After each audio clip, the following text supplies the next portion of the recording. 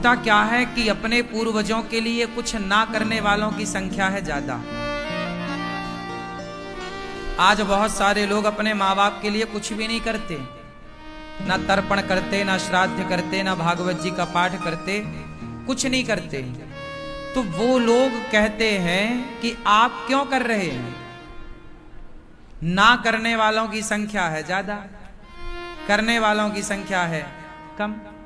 तो कम पर ज्यादा लोग हावी हो जाते हैं।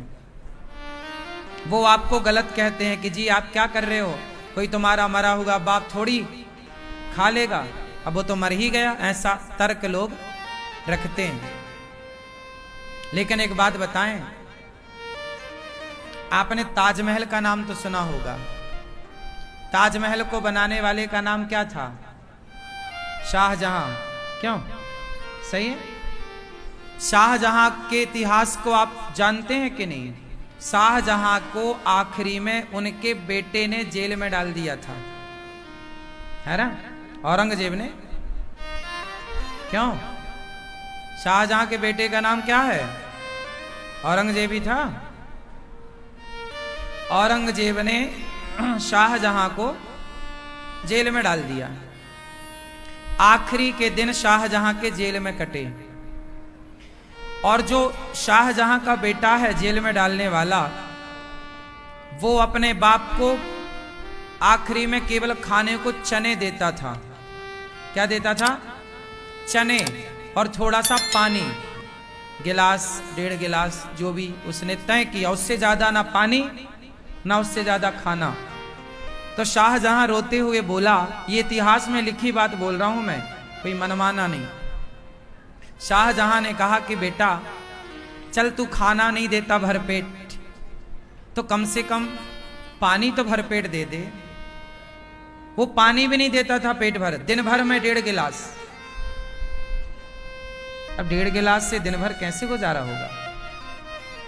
1.5-2 गिलास जो भी था, पेट नहीं भरता था पानी से। रोता था बाप, शाहजहां के बेटा पेट भर पानी तो दे दे, चल खाना नहीं दे रहा है तू। जब नहीं दिया उस शाहजहां के बेटे ने पानी भी पेट भर, तब उस शाहजहां ने कहा था कि तेरे से अच्छे तो वो हिंदू हैं। जब हम राजा थे तो हिंदुओं पर बड़ा अत्याचार करते थे, उनका धर्म परिवर्तन कराते थे, लेकिन हमसे अच्छे वो हिंदू हैं। एक तू बेटा है जो जीते जी बाप को पानी नहीं देता, एक वो हिंदू है कि मरे हुए बाप को भी पानी देते हैं।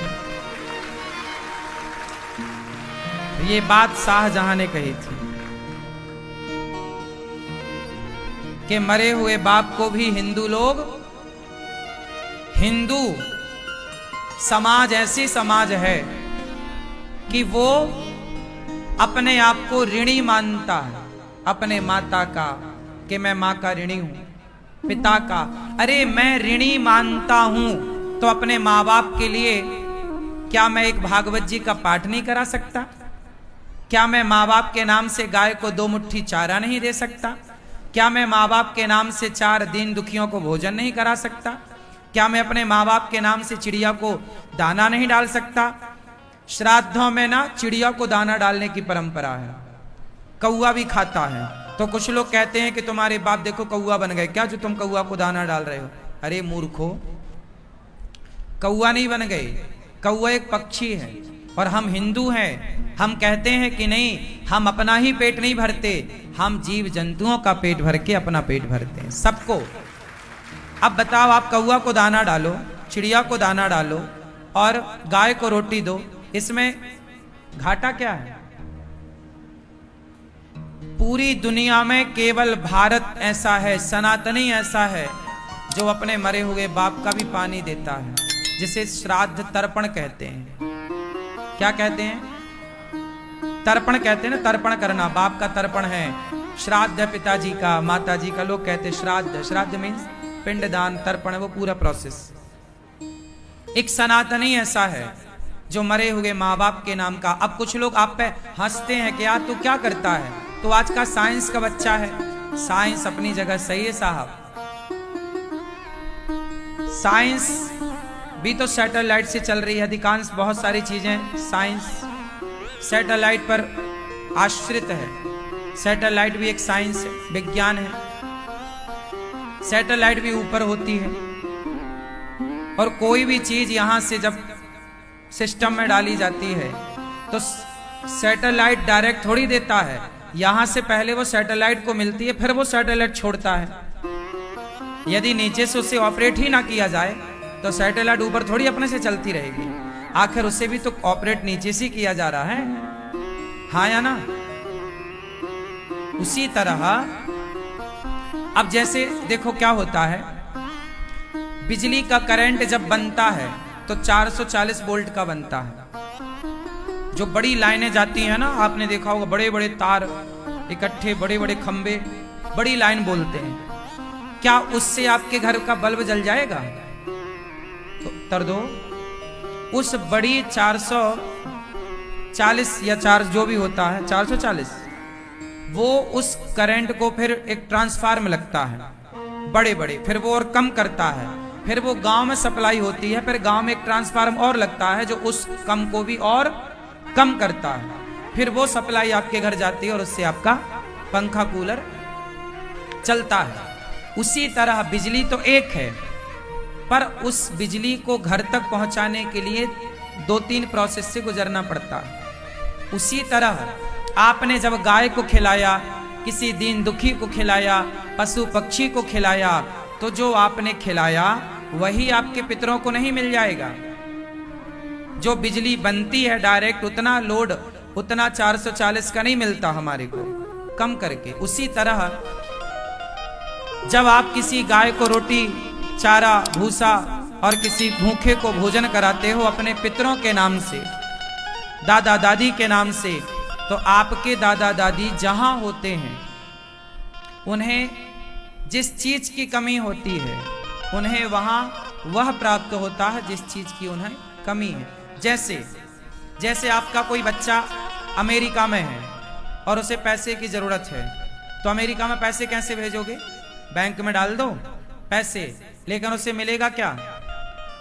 उसे पैसे नहीं मिलेंगे, डॉलर मिलेगा, हाँ या ना? आपका बेटा है लंदन में और उसे आपने पैसे भेजे तो उसे डॉलर नहीं मिलेगा, उसे पैसा नहीं मिलेगा, पाउंड मिलेगा। बोलो हाँ। आपका बेटा है चाइना में, तो आपका बेटा चाइना में है तो उसे पैसा भेजोगे तो ना उसे डॉलर मिलेगा, ना पाउंड मिलेगा, ना रुपया मिलेगा। जो वहां की करेंसी है चाइना की, उसे वो मिलेगी। ये बात सही है कि गलत है? वहां की बैंक उसे वो देती है। उसी तरह जब आप अपने माता पिता के नाम से किसी भूखे को भोजन देते, प्यासे को पानी देते, श्राद्ध करते, पिंडदान करते, भागवत करते, तो ये जो सारा पुण्य है, ये पुण्य आपके पितरों को मिलता है, जस का तस नहीं मिलता। जैसे पैसे का पैसा ही नहीं मिलता, डॉलर बन गया, पाउंड बन गया, फला बन गया, उसी तरह आपके पितरों को यदि मोक्ष की चाह है तो उन्हें मोक्ष मिल जाएगा, स्वर्ग की कामना है स्वर्ग मिल जाएगा, उनकी दुर्गति हो रही है कहीं तो उनकी सदगति हो जाएगी। उसे यह पुण्य उस रूप में प्राप्त होगा जिस चीज की उन्हें वहां पर रिक्वायरमेंट है, मतलब जरूरत है, आवश्यकता। बात समझ में आई? इसलिए कहता हूं धुंधकारी भागवत सुनते हैं उद्धार होता है। परीक्षित जी ने भागवत सुनी, उद्धार हुआ। आप लोग बहुत अच्छे हैं कि आप उस भारतीय परंपरा को फॉलो कर रहे हैं जिस परंपरा को हमारे ऋषि मुनि फॉलो करते आए हैं। श्राद्ध जरूर करना चाहिए आपको।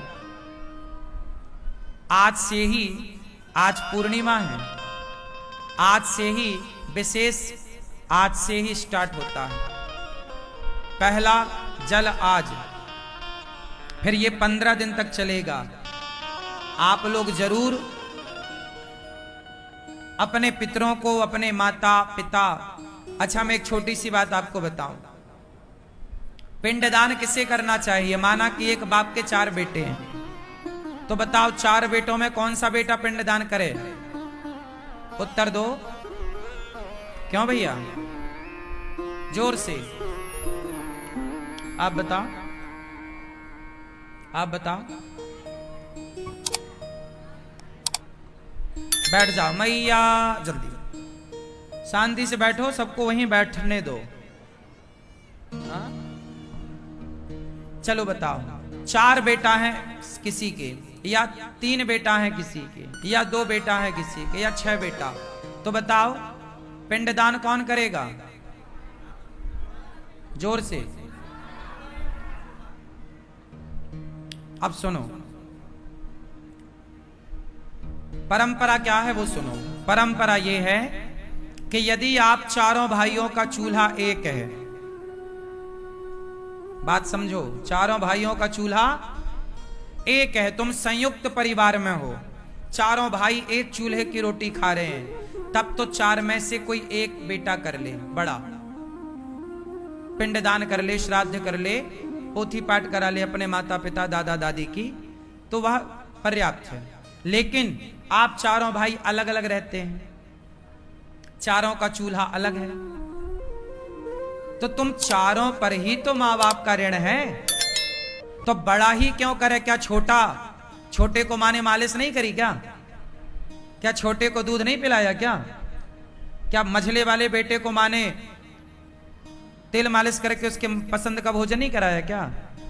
फिर चारों का चूल्हा एक है तो एक करेगा बड़ा, पर चारों अलग हो, चारों की रोटी अलग अलग बनती है, चारों अपना कमाते खाते